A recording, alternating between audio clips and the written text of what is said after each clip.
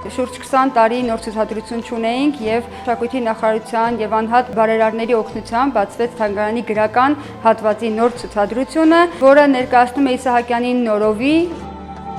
Նախարարության դրամաշնորհով ստեղծվում է պատկերագիրքը, որը կներկայացնի Իսահակյանի ողջ կյանքը լուսանկարների միջոցով Կիրականացվեն Փարիզի Ինալկո համալսարանի հետ համագործակցությունները,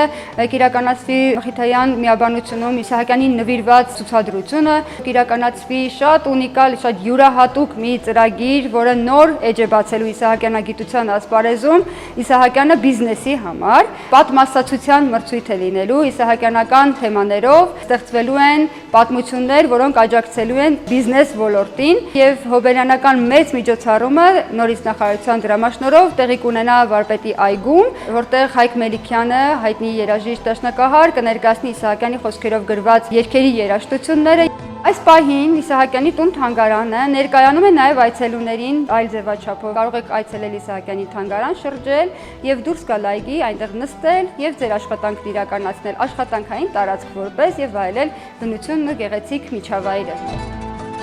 Armenian writer lived in this house during the last 10 years of his life. Այսօր ես կրթության առանձնահատուկ պայմանների կարիք ունեցող ապագա զբոսավարի մայր եմ այստեղ, մեր համար միայն ժամանց չի, այլ